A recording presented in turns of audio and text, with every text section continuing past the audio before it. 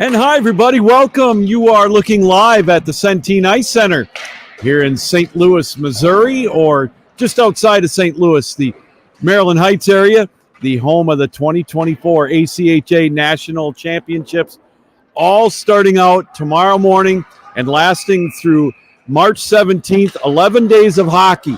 And it's going to be live, courtesy of Flow Hockey TV. But we are excited here on the ACHA Power Play to be live here the night before, previewing the ACHA National Tournament. Yours truly, Captain Lou, here with you. We talked a lot about it over the years, or over the months, I should say. It all started back around Labor Day when we started our 8th season of the ACHA Power Play. And it's all culminating starting tomorrow with the opening day of the men's D1 and the men's D3 National Tournament.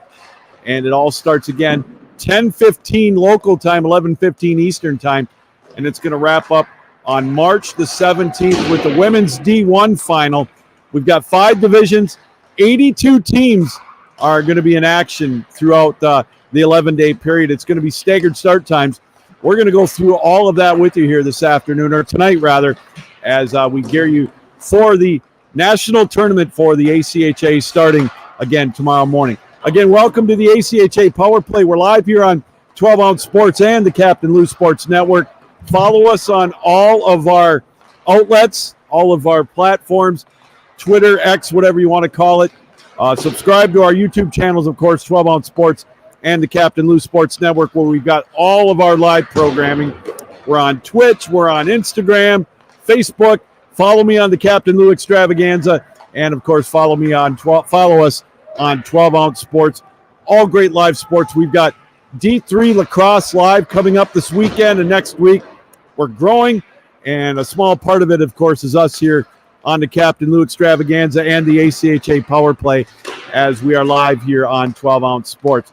We're brought to you, as always, by tickets.12 Ounce Sports and, of course, mybookie.ag. And also the ACHA Power Play is brought to you by Javi Coffee. If you love instant coffee, if you're a coffee drinker like I am, check out javicoffee.com. It's quick, it's easy, it's clean. You don't have to worry about coffee grounds or whatever. They've got some great flavors. We've got the newest ones, Irish cream, cinnamon, and of course we've got regular decaf, salted caramel, French vanilla. That's my favorite. Go to javicoffee.com. Use the promo code Captain Lou for 15% off of your purchase. That is javicoffee.com. We talked about it. We've got 82 teams coming up here starting tomorrow.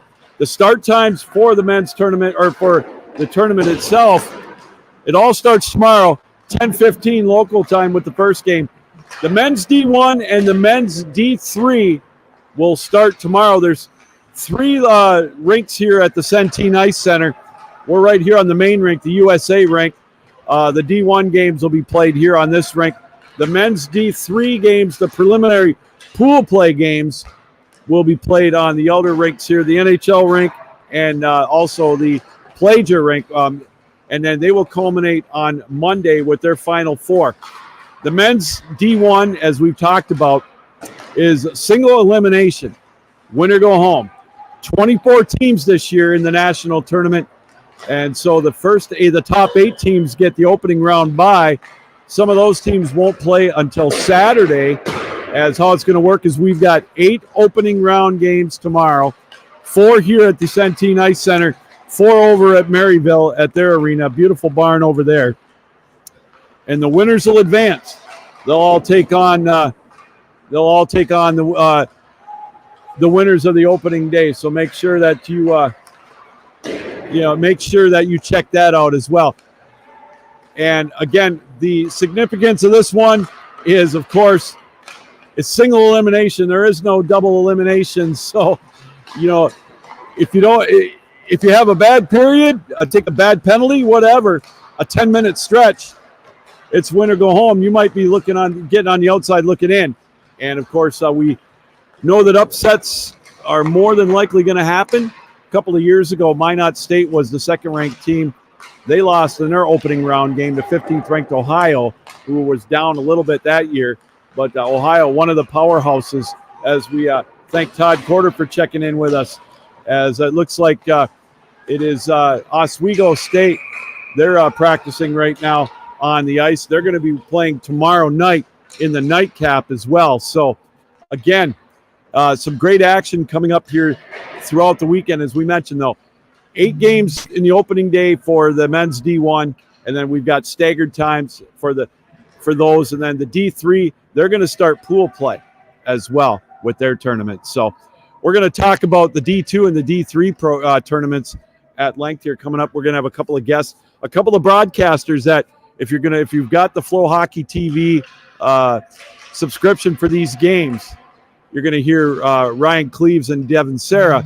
They're going to be doing the D2 and some of the D3 games and also the women's games throughout the week. We're going to talk to them here momentarily. So, again, a lot going on with the men's D1 tournament.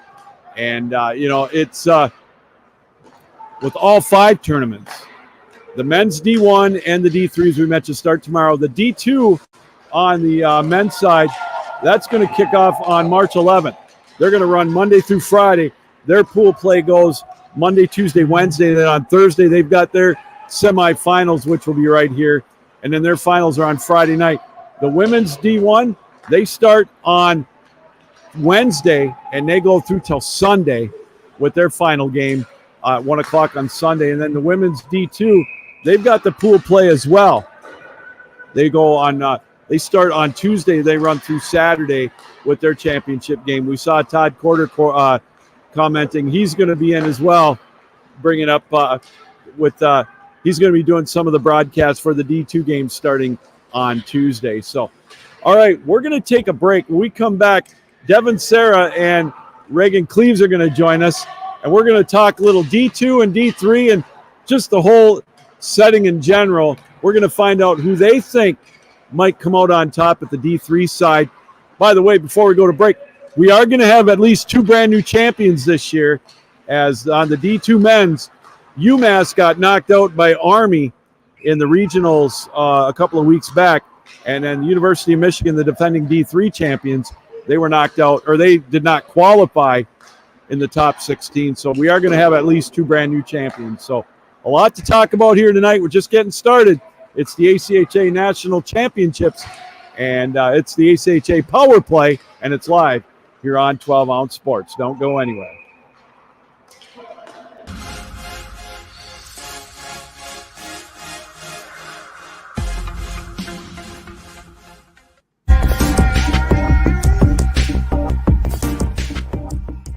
Welcome to MyBookie. You're ready to create an account and start making money, and we're here to help. And remember, you can get a bonus of up to $1,000 on your first deposit. Now you're ready to bet. Just go to mybookie.ag, visit the sportsbook, click on your bet, and input the amount you want to risk or win in the bet slip. Yes, it's that easy. Just remember, at MyBookie, you play, you win, you get paid.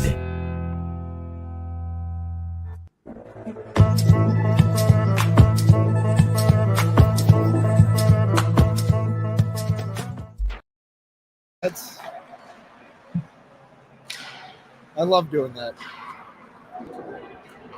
All right, you ready? Yeah. All right. Well, welcome back, everybody, to the ACHA Power Play live here on 12 Ounce Sports and, of course, on the Captain Lou Sports Network on YouTube. And a reminder again that we're sponsored by tickets.12ouncesports.com. We are your ticket broker. The fees are the lowest around. If there's an NHL game you want to go to, especially with the trade deadline fast approaching, the monster trades already that have been made with Tarasenko going to Florida, the rich getting richer, Colorado making a couple of moves today as well. Check out tickets.12ouncesports.com. All right, we were talking before the break about the D2 and D3, all 5 divisions really. The D3 tournament, it starts tomorrow as well with pool play games, and we're joined now by Devin Serra and Reagan Cleves. They're the voices of D3 hockey, and they cover the Central Michigan team. Guys, welcome. How's everything going? How was your trip? Yeah, it's great to be here. It was long, but good. I mean, not too long. I mean, shorter trip than Boston, you know. Well, yeah. To that place. What a trip! This is my first time here personally. I know you were here 2 years ago. Beautiful facility. I mean, unreal. Staff listing. The place looks great. All the banners hung up. It's really nice. And I like that they have the recent champions front and center, so they can remind some of those teams that don't have it. So it's cool. I love this place. Oh, it is. And, the cool thing is you're going to get a lot of interactions with the fans. It's up close and personal. And, pucks will be flying, as you just saw right below us. So you got to keep your head on a swivel at least here. But, guys, we talked before the break. We're going to have a new D3 champion this year with Michigan not making the tournament. You've seen over the years, Michigan, the state of Michigan has ruled the Division III. We've got Hope, we've got Lawrence Tech. You guys were there for the Hope Lawrence Tech game a couple of weeks ago for their conference tournament. What are the teams that you see that are near the top in the pools right now? Well, you want me to name a team not named Hope? Yeah, go right ahead. Go right ahead. Anybody? I mean, pick your pick, right? No, this is a well-diverse men's three pool. Okay. You see the different teams that are not from Michigan here. It's the, I think, smallest amount of Michigan teams we've seen here. Yeah. This nationals in a long time. You got some of those NECA teams in there represented. Dartmouth this year, Colby College, Central Maine. Some teams you really wouldn't expect, and so I think that really presents an interesting point of view from teams that maybe have seen different teams across the country. Out west. Yeah. Air Force is back again. Florida Gulf Coast, but you've got your blue bloods as always, right? Your Hope Colleges, Grand Valley's here, Lawrence Tech, who snuck in at one. We've talked about that a lot within our media circles, right? Yeah. So there's so much juice within those different teams, and it is still, I think, wide open, especially with how much movement we saw the last couple of weeks in the top 5 area. Reagan, I had Dartmouth's head coach on last week on my podcast. They were here a couple of years ago, and, they got a taste of it. Now they know what it's like to be here. And the amazing thing about Dartmouth, they've got to take their finals by proxy while they're here. So they're all taking exams and playing hockey. So I don't know if that's really going to make a difference with their effort of play, but I think this is a chance for someone from the East Coast to maybe crack the code a little bit with some of these teams. Yeah, and as Devin said, this is the fewest amount of MCHC teams by percentage we've had since going to the top 16 ranking, or the top 8 as it was in that COVID year. So this is really an open door for those teams like Dartmouth, those teams like Air Force, who in past years have run into some very good Hope teams, some very good LTU and Michigan teams that aren't necessarily in the tournament. You got Michigan not making it, as you mentioned, off the bat, but I really think, even though Hope's at the lowest seed in 3 or 4 years. Whoa. You put them lowest here. Well, there's still a 1. It's still a 1. It's only one lower. Yeah, but it's their lowest seed in 3 years. You call it their lowest, and it's only one spot below. Right. That's how dominant they've been over the last 3 years. Oh, yeah. And, I mean, I really think that they're honestly my favorite to win the tournament as much as you'd like to see somebody else come in, you'd like to see the dynasty be broken, you want to root for the underdog. I think Hope's got the best shot at this. Well, I go back to McLean Schick. He's been there. It seems like this is his 5th year here. Some of the names that have been there, and now you've got a team like Michigan State that's playing well towards the end. A Lawrence Tech team, like you guys mentioned, the number 1 overall seed. But so, an Air Force team that's been here before, they know what it's like to win these pool play games. But Devin, you've watched these games like last year in Boston. The style of play changes once you get here. I think the defense really takes front and center. You talked to, I think, our Sweetles coach last week about on the power play show. That's just playoff hockey. Yeah. Everything gets a little bit less skill-wise, less offensive based. I think you've seen that in teams like Iowa, who have clamped down Division II and blocked shots late. Put yourself in position in those one-goal games. It absolutely is all about defense. And I think when you're talking about Division III especially, the tough part is some of those structured teams like the MCHC rise to the occasion because that's how they're coached. And for a tournament like this with so much hype and so many different teams, you don't know what kind of defensive structure you're going to get. So I still think that's where it's going to be won and lost.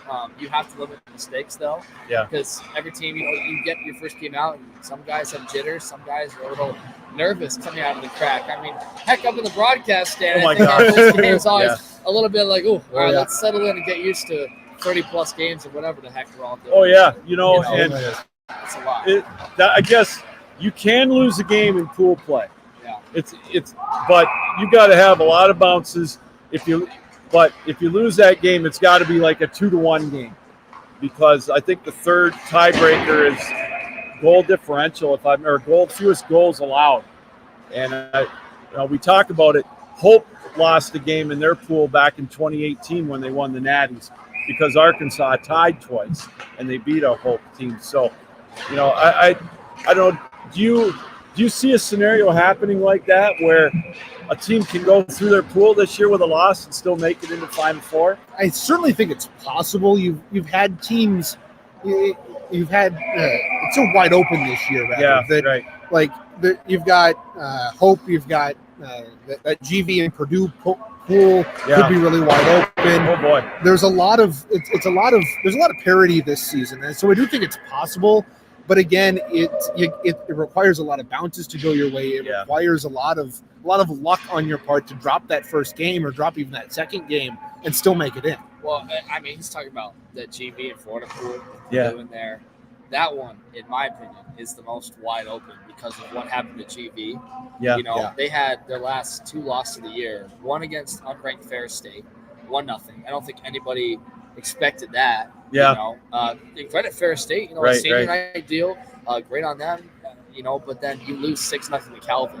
I think you know very well about that. I mean, and then Florida lost their last 3 games of the year to Miami, Arkansas. Purdue right now has 11 straight wins, Lou, coming into this tournament. Wow. That's the most of any Division III team. I think St. Vincent is second right there with 10. So, I joked with him in our studio show this week. I think it's Purdue, and I think it comes down to that tiebreaker where I think GV or Florida loses one of those, and Purdue finds a way to get that tiebreaker, and it's usually by goal differential where it's first, right? First tiebreaker. So I would look out for that one because that's the most juice. And, hey, all those teams got to pack a lunch because what we just talked about, defense. Take a puck to the face to save yourself from the goal differential. So I want to talk to you guys. I want to switch over to the women's D2 bracket. You're familiar with Central Michigan. They've got a team here. I know there's 2 really, really good teams, Sioux College and Assiniboine. But what does Central or a team like that have to do to crack those 2 teams to get maybe, a chance to win it? And I mean, we saw it last year with Northeastern beating Assiniboine in their semifinal. You got to play tough. You got to outlast teams like Assiniboine. What Northeastern did well last year is they played really good at the blue line. They didn't really allow Assiniboine a ton of chances. Now, Assiniboine did lead in those chances, but it was a lot of back and forth hockey. And Northeastern, most importantly, took advantage of the opportunities that Assiniboine gave them. Teams like Sioux, teams like Assiniboine aren't going to make a ton of mistakes, but when they do, you have to be able to capitalize, and that's exactly what Marie Polis did in the semifinal last year to send Northeastern through. So, and then I don't know. I look at an Assiniboine team that I think I think they're really got a chip on their shoulder this year to get back. Those 2 programs in D2 are amazing, and but like you say, you get a bouncer, a hot goaltender. Devin, we've seen it. We saw it at the D2 for the men last year. You just never know. You don't, but then there's that looming dark, ominous, like this, the Empire. Sioux. Yeah. I think everybody here knows that team is. I mean, I don't know a game that they've lost by or won by less than 2 goals. Right? Wow, it's been a lot of wide open games. If there's any team that can challenge them, the Assiniboine obviously won that Nationals here 2 years ago, right? And whoever makes it out of, we just talked about CMU, that pool, probably is the best shot at them. But I mean, that's where in women's, right? It's all about limiting those mistakes, continuing, because everybody's kind of so even in that middle pack. And you had a Cinderella in Northeastern. By the way, that was sweet. That was probably the coolest story that I can remember. They didn't even have, no discredit to Northeastern, a great program, but back again. Yeah. But I remember a player distinctly had like a blue shell and a different pant set. Yeah. Like, I mean, like, that was the easy thing about calling their games is you could identify the players by their helmets. Memorize it, right. You know, makes our job easier. And one of the cool things too is for a lot of these kids, this is their last shot of playing organized hockey, at a level like this. I mean, they're not going to go to the NHL. We'll get a handful of gals and guys that'll play overseas or maybe in the, the FPHL or whatever. But this really is for a lot of them, this is their last go round. And what's really cool about pool play, and I've seen this, they might be knocked out of it on the third day, but they don't want to go 0-3. Oh yeah, no. They want to bust their ass to get that win. And I remember watching in D2 for the women, Northern Michigan, who was back here. They had, I think, 11 skaters, and they won that third game. And so it's amazing. That's a testament to how competitive this really is. Yeah, I think, seeing this in our short times covering the ACHA, he's a junior academically, I'm a senior.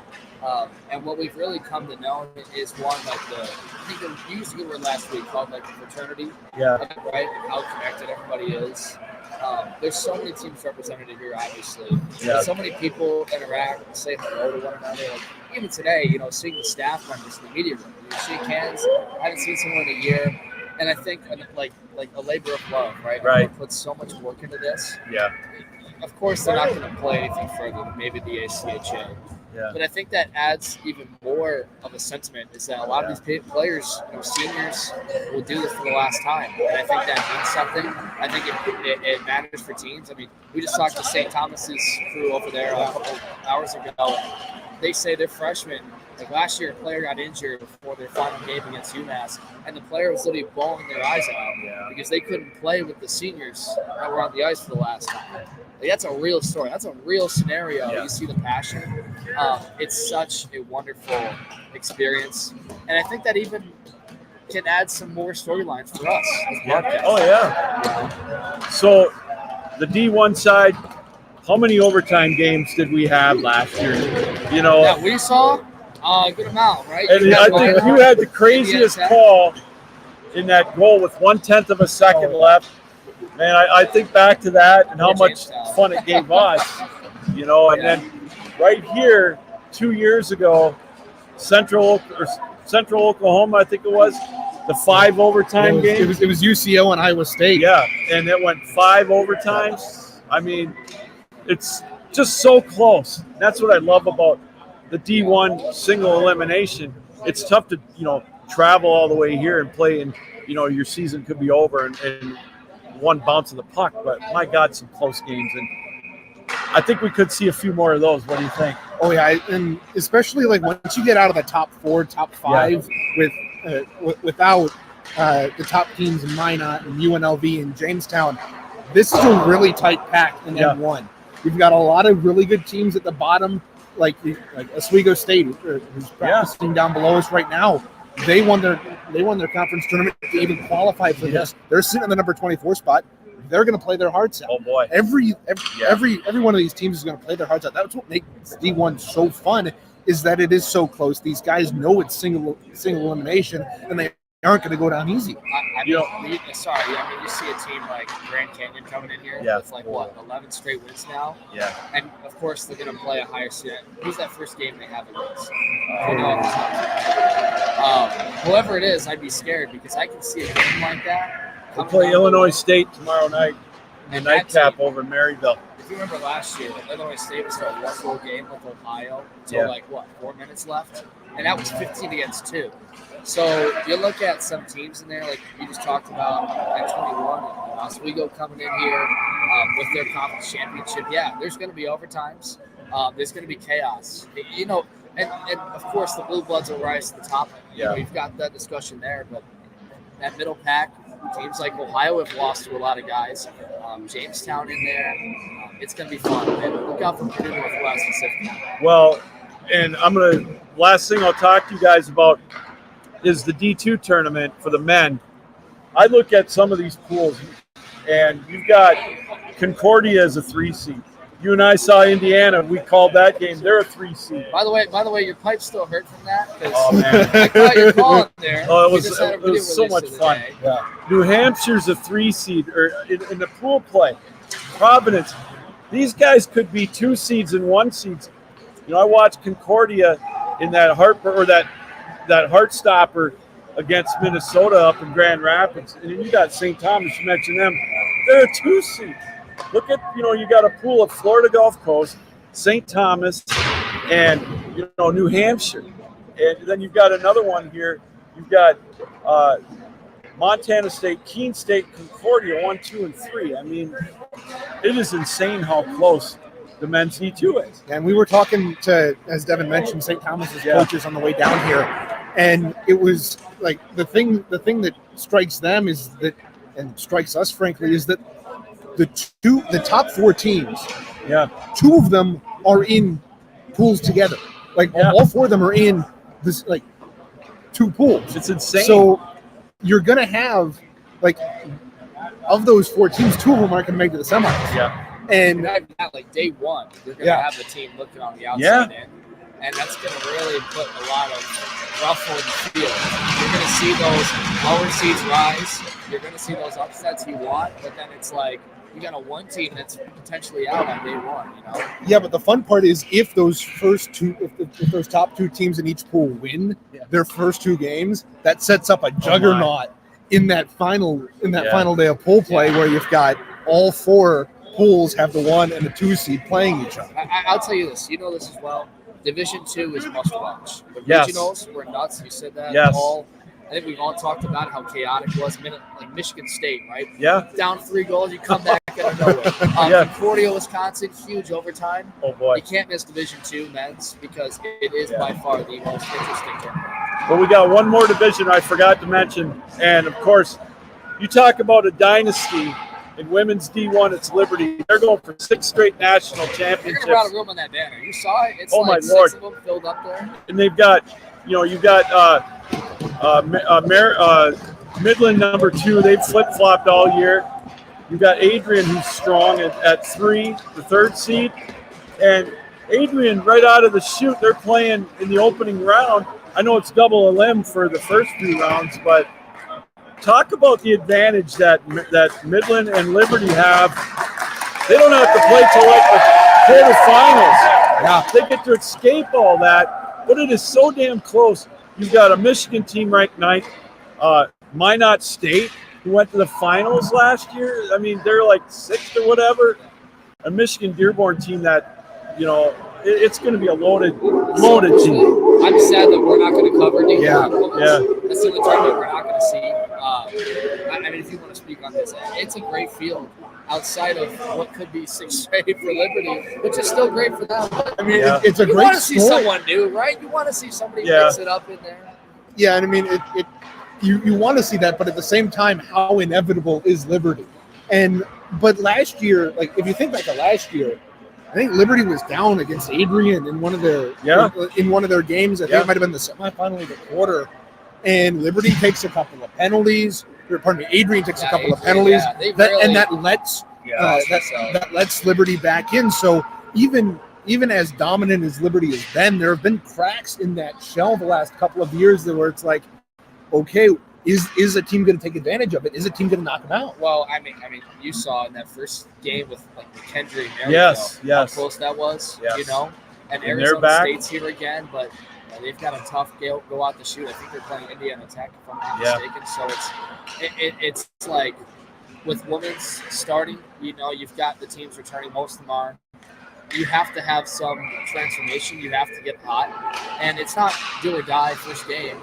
I think that's the nice part about the double elimination. Yes. But the day off, I almost think maybe it's better if you're a team that comes out the chute day 2 winning, and then you get a Midlands, who the only loss was the Liberty. So, I mean, I do think that like you like you get in the M1 tournament, where you have that rest day.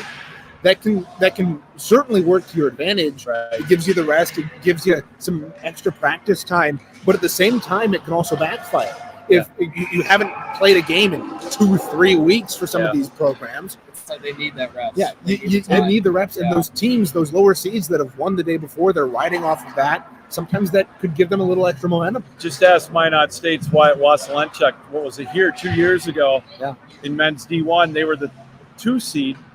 And I think it was Ohio. They were down for them being a 15 seed, and they beat them in that opening round, and they went home. And they were an odds-on favorite along with Adrian. So you never know. Well, guys, rest your voices. Will do. You know, it's going to be a lot of. Oh, I will. We're only going to be on for another half hour, and then get some rest. It's going to be a lot of fun. Thanks for stopping by. Of course. It's always fun to talk to you, and we'll see you in the morning in the first of 10 days. So again, thank you, and enjoy the hockey. Thanks for having us on, Luke. All right, we're going to take a break, come back. We're going to go through the schedules. We're also going to kind of just detour a little bit to go through the trades that were made in the NHL, and then we'll get back and finish up with the ACHA. You're watching the ACHA Power Play. It's live here on 12 Ounce Sports and, of course, the Captain Lou Sports Network on YouTube.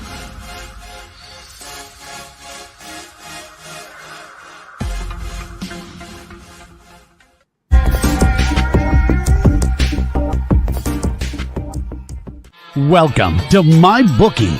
You're ready to create an account and start making money, and we're here to help. And remember, you can get a bonus of up to $1,000 on your first deposit. Now you're ready to bet. Just go to mybookie.ag, visit the sportsbook, click on your bet, and input the amount you want to risk or win in the bet slip. Yes, it's that easy. Just remember, at MyBookie, you play, you win, you get paid.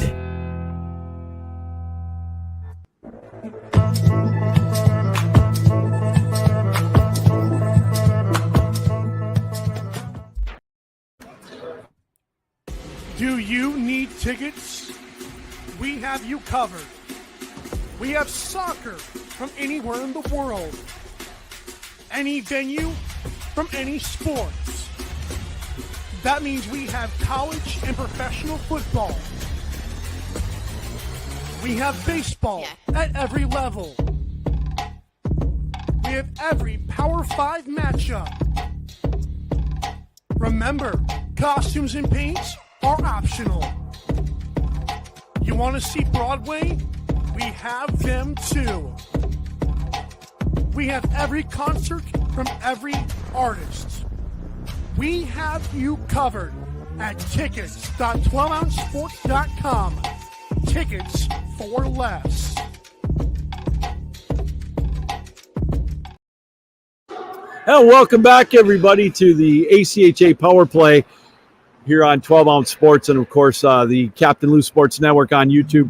Thanks again, big time, to Devin, Sarah, and also to Reagan Cleaves. You're going to hear a lot of them over the next 10 days on Flow Hockey TV, as they're going to be covering a lot of the D3 men's and the D1. They're going to be doing the D1 broadcasts on day 2, and they're going to be doing a lot of the D2 later on in the week as well. So a lot going on here at the Centene Ice Center. We're live here the eve of the 2024 ACHA National Tournament. You can hear Oswego State, Travis Hyde's team, practicing in the background as they get ready for their opener tomorrow, as they're going to be taking on Niagara at 8 o'clock right here at the Centene Ice Center. And the winner of that game will take on the Ohio Bobcats. And Travis Hyde, one of the scenarios, should they win, it could be the mentor and the pupil going at it on the next day, as they're going to, the winner of that game will take on Ohio. So a lot to talk about in that game as well. Again, thanks to the guys for stepping in. What we're going to do right now, we're going to take a quick break. I want to just kind of go over the NHL trade deadline as we get a little Captain Lou extravaganza portion of the show in. The NHL trade deadline actually is Friday, but a lot of deals being made here this afternoon and yesterday. Some of the teams getting healthy. We start off, yesterday with Anthony Mantha getting traded to the Vegas Golden Knights, with them possibly not getting Mark Stone back. A good trade for them. Good depth piece for the Golden Knights. Mantha, of course, for those of us Red Wings fans, played a few years with the Wings before getting traded to the Capitals at the trade deadline. Earlier this afternoon, Alex Wenberg from the Kraken, he went to the New York Rangers as they try to bolster their run. They're right now in first place in their division. The big trade with Colorado, they get a couple of deals done earlier today. They get the Colorado Avalanche. They why am I drawing a blank? They get Sean Walker to help with on the D line for them, and also they get some more offensive help. You also get Tarasenko going to the Florida Panthers in a trade with Ottawa. Big help on the offense for them.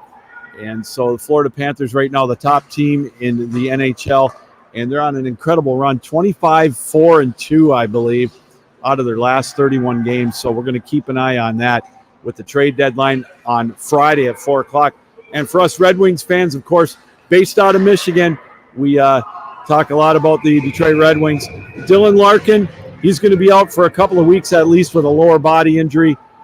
We've kind of speculated if the Wings are going to make a trade right now, setting in the first wild card position in the NHL in the Eastern Conference. A couple of games in hand on Tampa Bay, both tied with 72 points. The Wings losing their last couple of games to the Islanders, and of course on Saturday afternoon to the Florida Panthers. Watching that Florida team, I got to tell you, boy, it's no shame losing to them. Was that an opening round playoff preview with the Wings and the Florida Panthers? But Florida got much better. Now the Wings looking for blue line help, maybe at the trade deadline. My question is, who are they going to give up in a trade? I mean, what kind of pieces are they going to give up?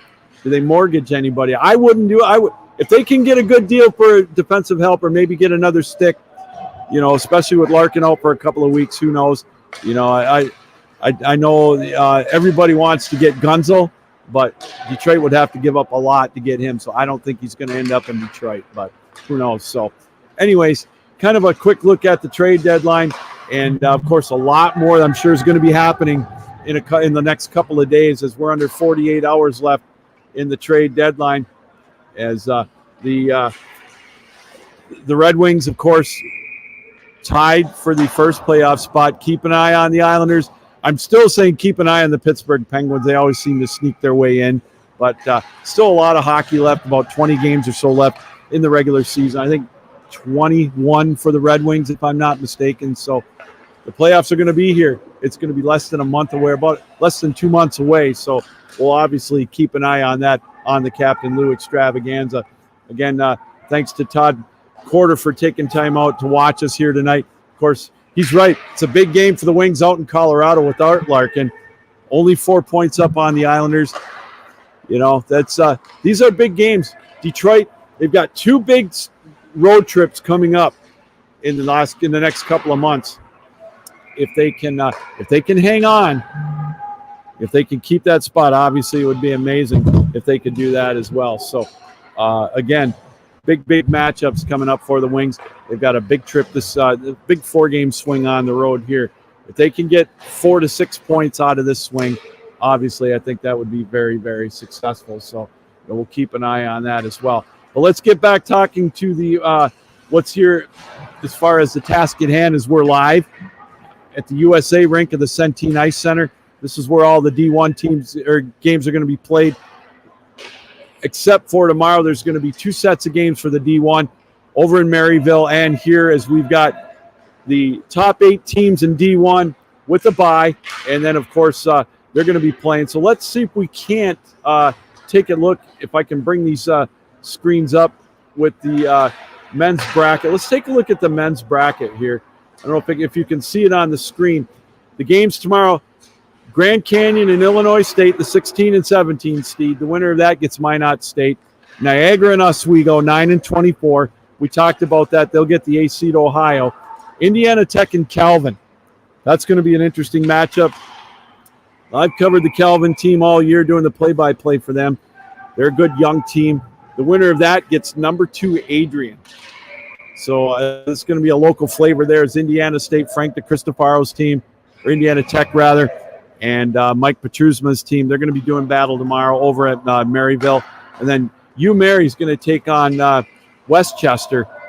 We talk about UMary. They were a power in D2 for how many years? And now they've bumped up to D1. They qualified for the national tournament. The winner of that gets Liberty. Delaware and Grand Valley do battle tomorrow. Central Oklahoma, the 3 seed. That's going to be an amazing set as well. Then you got Purdue Northwest making their first trip to the national tournament. They're going to take on Indiana U of Pennsylvania. Pitt and Arizona doing battle. And then Missouri State and Utah. They're going to start the whole festivities off tomorrow morning, 10:15 local time. So kind of a look there at the men's D1 bracket. So again, with the men's D1 schedule starting tomorrow, let's see if we can't, we'll try to see if we can bring that screen up real quick. Again, just to kind of give you an idea of the times. I'm not sure if this is the right one. We're going to take a peek and make sure if it is. No, I did the wrong one. So we're just going to go through it. So again, we'll mention it. That's the magic of live TV and live radio and whatnot. So let's just, again, give you the schedule. Tomorrow, Missouri State and Utah at 10:15. Pittsburgh and Arizona starts at 10:45. Those are over at Maryville. Indiana, IU of Pennsylvania, and Purdue Northwest at 1:30 right here at Centene. And then you've got Westchester and Mary at 4:45 here. And then 8 o'clock, Oswego State, Niagara. Oswego State practicing right now as we speak. And then over at Maryville, it's going to be Delaware and Grand Valley at 2 o'clock local time. And then it's going to be Indiana Tech and Calvin at 5:15. And then at 8:30, it's going to be Grand Canyon and Illinois State. That's day one for the men's bracket. Now, we want to talk a little bit about D2 with the pool play. Their pool play and their schedule. They start on Monday. We talked about it a little bit with the pools. Some huge pools starting on Monday. It's just absolutely amazing. Some of these pools, Montana State, Keene State, and Concordia and Miami of Ohio. That's a toss-up. Again, Concordia, I've seen them. They've got such a high-powered offense as a 3 seed in that pool, led by Chuck Emmy, 53 goals on the year, leads the country in all divisions. And then you look at Indiana, a 3 seed, Michigan State qualifying in the regionals. They're a 4 seed in Pool B with Northeastern and Weber State. In Pool C, you got Lindenwood and Liberty and Providence, the top 3 seed. And don't discount Army. They knocked out the defending champion UMass. So they're right there as well. And then finally in Pool D, Florida Gulf Coast, St. Thomas, New Hampshire, and MSU Denver. I mean, this is a loaded D2 tournament. The guys that were here before the break, Reagan and Devin, they talked about it. Absolutely loaded bracket and pool play in D2. There could be some 2-1 teams going to the semifinals in that tournament. It's absolutely crazy. So that's in D2. So that all starts on Monday. They go Monday through Friday. Monday, Tuesday, Wednesday pool play. Thursday's the semis. Friday is the final there. And that's going to be one heck of a pool. Really looking forward to that as well. Then the women's on the D1 side. Let's bring up that bracket. We talked about it a little bit, and I'm going to see if we can't share that bracket because the women's D1 bracket is going to be loaded as well. I just want to show you that now. They've got a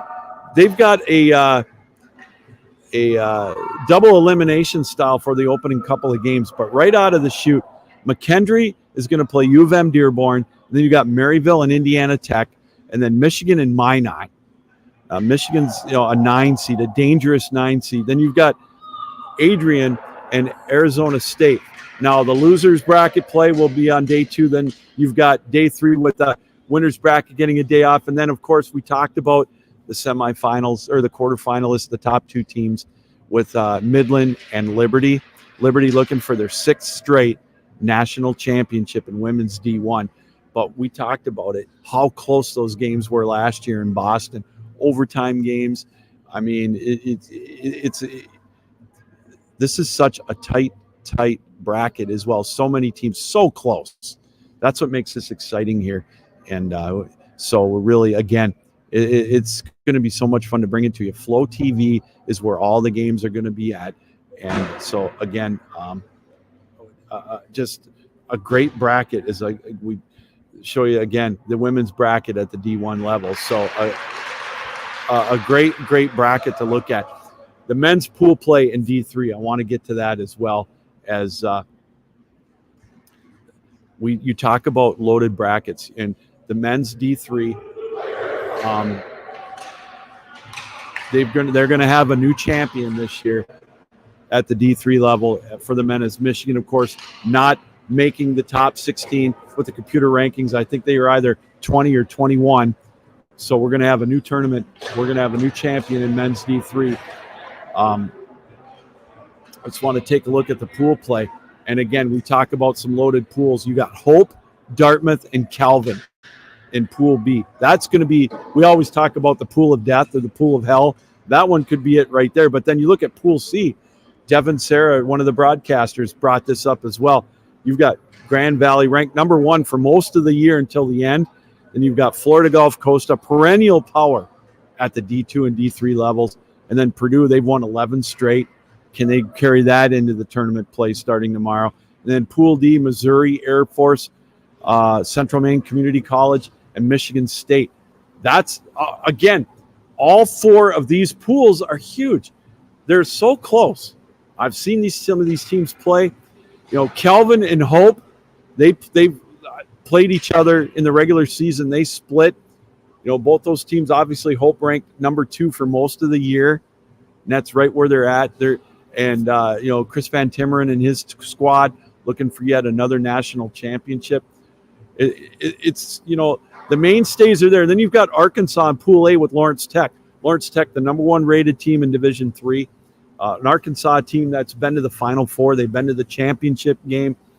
You talk about a team that is loaded with experience at this level. It's Arkansas. And then you got 2 teams in that pool that are good, but have yet to taste the national tournament scene. That's Colby and St. Vincent. But that doesn't matter. Once you get here, the jitters will last till you get on the ice. And then, and you play your game. But who knows? But it is such a loaded tournament again this year. Really, really excited to be a part of it. So, and one of the things to keep in mind, we're going to give you nightly updates right here. So make sure you stay tuned to 12 Ounce Sports and the Captain Lou Sports Network. We're going to give you updates. They're going to be in the morning, but we're going to schedule the times throughout the day to give you updates. And if something late breaking happens, we'll get on here for an extravagant few minutes. We're going to call it the ACHA Nationals Report. Every day you're going to get an update on all the pools and all the brackets, all the scores throughout the weekend. So make sure you stick around for that throughout the whole tournament scene from March 7th through the 17th. And finally, we want to talk about the D2 with the pool play and the schedule there as well. We talked about the top 2 teams. Obviously, they're going to come in as the favorites. That's going to be Assiniboine and Sioux College. But you also have Villanova and Providence looking to make their mark. Dakota College is very good. Adrian, it seems like they're good in just about every division.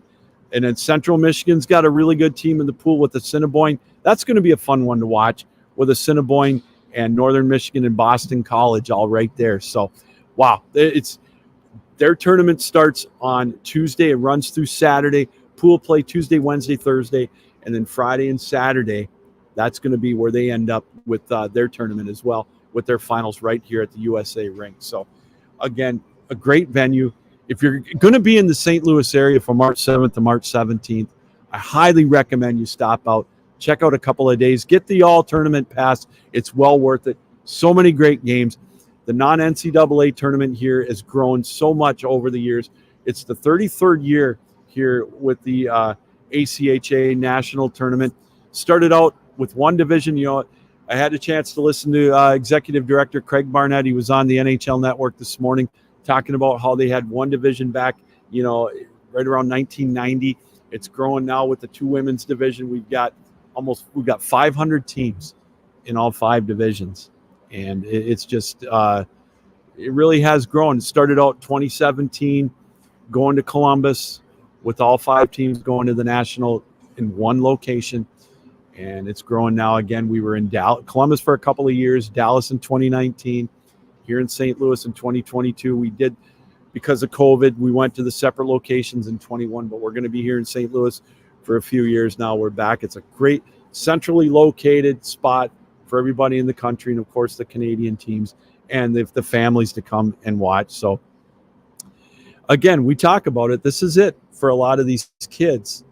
This is their, for the seniors, for playing for these teams, their last chance at really competitive hockey. And it's such a great alternative for the kids and juniors and whatnot to come and get a college degree and continue their career. And, it's the level of hockey, anybody you talk to, the coaches that have been here a while, and Mike Petrusma, Calvin,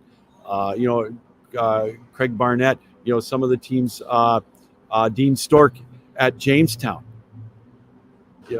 when he was on our program a month ago, the level of play has just exponentially grown, and it's a very, very competitive atmosphere at the ACHA level. So yeah, it's really looking forward to it. It all starts tomorrow.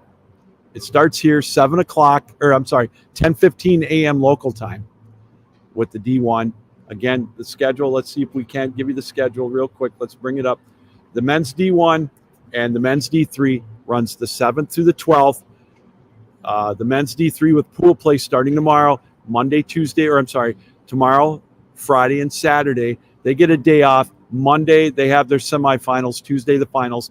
The men's D1 starts their single elimination tournament tomorrow morning.